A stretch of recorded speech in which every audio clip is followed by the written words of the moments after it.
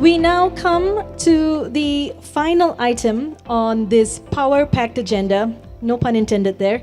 And none other is more apt to take this session than our National Utilities Agency, Tenaga Nasional Berhad. Now, energy transition and meeting net zero goals in ASEAN countries will require an average energy investment of 220 billion US dollars until the year 2050. And key enablers to make this a reality include, among other things, policy clarity and a combination of public-private funding. Back home, TNB's energy transition strategy is aligned to the NETR objectives in balancing security of supply and affordability while accelerating decarbonization. And to talk to us about this, may I invite Dato Indra Engineer Bahrain bin Din, President and Chief Executive Officer of Tenaga Nasional Berhad, to share about accelerating a responsible energy transition in Malaysia and ASEAN. Dato, dipersilakan. Thank you.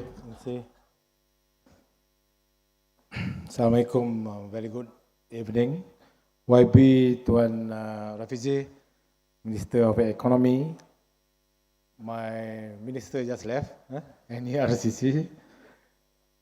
Ladies and gentlemen, first and foremost, I would like to congratulate our two ministers, Economy and NRCC, for a very important ET agenda launching of our Phase 1 NETR today. A round of applause to the ministers.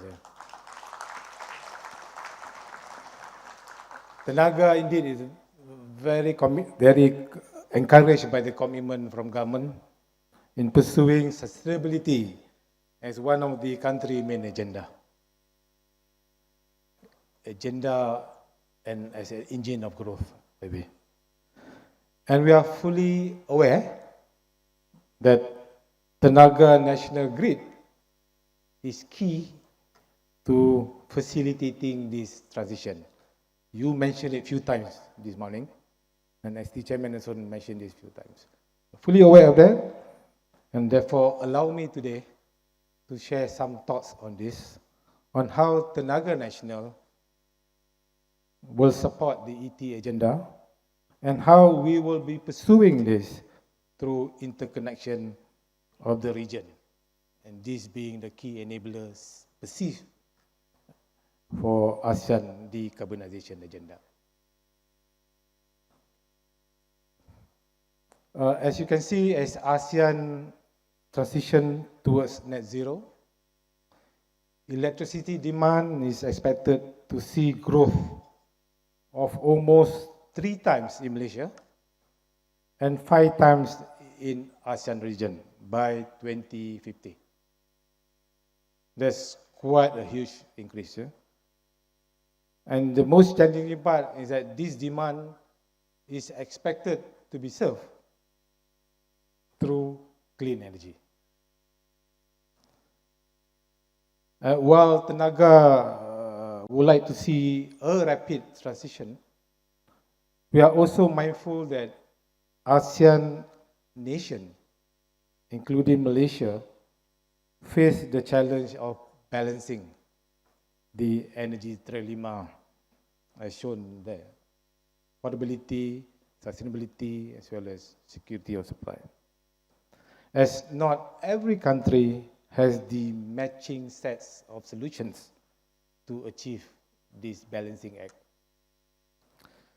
So in solving this, if we narrow our views specifically at the energy sector in Malaysia, only the solution set will be limited, and therefore the economics may not work. Therefore, we feel that the need to go beyond the traditional approach, that we should also look at cross sectors and cross-border to optimize resources and leveraging on economies of scale. In view of this, Tenaga has outlined 3 strategic focus areas under TMB ET pathway. This pathway takes into account both cross-sectorial as well as cross-border solutions. And with the launch of the NTR today, we believe that our focus areas will also support the priority set under NETR roadmap, which is to accelerate generation decarbonization, develop flexible cross-border grid, and empower cross-sector electrification. And we are confident that our deliberate action under this focus area will help us achieve the Tenaga national commitment for net zero by 2050. Let me go to the first one, accelerating generation decarbonization. Under our first strategic focus area of accelerating decarbonization, we will be reducing our emission and investing in clean tech for the future. Among the initiatives we are currently actively working on include reducing our generation from coal. You either do that by reducing the dispatching from the coal plant or retire early your coal plant. And that would probably require, because you need to make sure Tenaga remain at least neutral or positive on that transaction, probably considering swapping of asset with low emission technologies. That would definitely require government direction and endorsement. We are also looking at investing close to 15 billion ringgit in repowering our old Kappa coal plant and Parker coal plant with gas turbine, with hydrogen-enabled gas turbine. And therefore also exploring the CCU technology mentioned earlier this morning. While that is going on, we are also working on 3 floating solar projects involving our existing Sungai Perak and Kenyir, as well as exploring on our new Negeri power plant in Kelantan. What key to us in crafting this strategy is always to ensure security of supply, affordability, while trying to attain the sustainability goal, inshallah. And therefore, we will continue to work closely with government to jointly define what this industry solution could be. On the grid side, our second strategic focus area, as I mentioned earlier, we will be developing a flexible and cross-border grid that would enable our aspiration of ramping up RE domestically and at the same time enabling greater interconnection within the region, therefore placing Malaysia as ASEAN energy hub.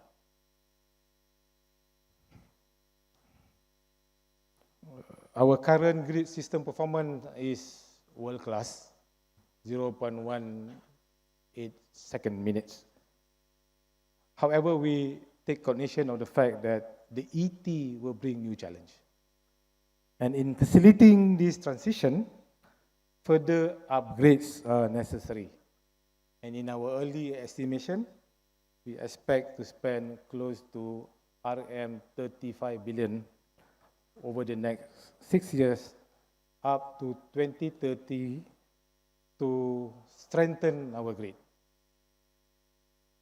to make our grid strong enough to facilitate adoption of RE, for example.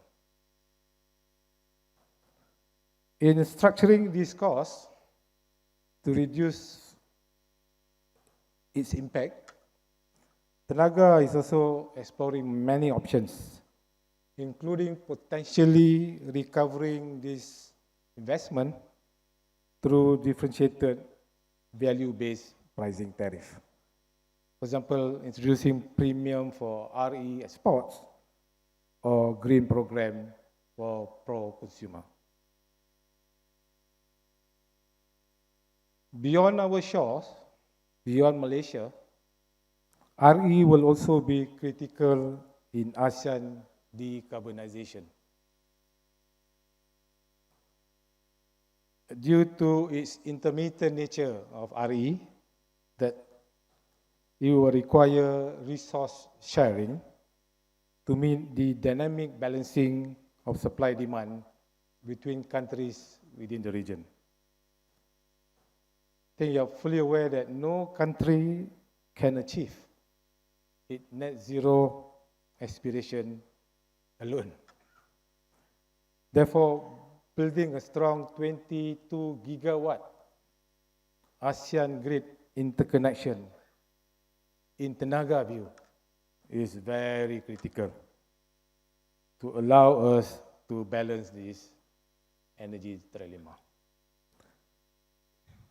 So in making this a reality,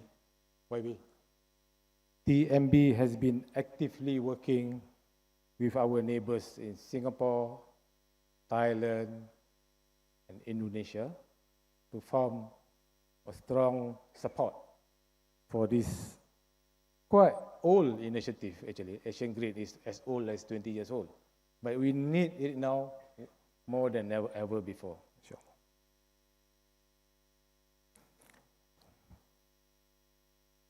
As I said earlier, the interconnected region will unlock opportunities, not only for Malaysia, but also for the region. In ASEAN alone, it is estimated that Ringgit Malaysia 200 billion in investment will be required to reach that targets I said just now. And Malaysia is well positioned as the ASEAN energy hub to capture this opportunity. To give a small example, even today, the implementation of our smart meters, we have spent close to 1 billion ringgit, benefiting close to 60, 70 vendors since 2021. Therefore, I have the greatest of confidence that the NETR will bring forth more economic benefits that will enrich our nation's economy. We have also talked about the decarbonization of our supply and also the interconnecting grid. But all of this is to support the growing demand from electrification that will require green energy. So under our third and final focus area, TMB is committed to empower cross-sector electrification and prosumers to address the reduction of emission and increase energy efficiency across the value chain. And over the last 2 years, we have been seeing very rapid growth in two key cross-sectors, namely transport and telecommunication. Cross-sector, yeah? I'm pleased to say that Tenaga is ever ready to support the growth of these cross-sectors, i.e. EVs and data centers, with our green lane connection and green electricity supply, inshallah. So in summary, ladies and gentlemen, Tenaga will continue to push through our three strategic focus areas because we believe that these cross-sectors and cross-border solution will help Malaysia reach its net zero in the most cost-optimum way. And once again, I applaud our Minister that have been driving ET for Malaysia. Thank you very much, maybe, yeah. As timing is right, timing is right to advance sustainability solution that will power the next growth of Malaysia. Thank you very much. Thank you, Dato.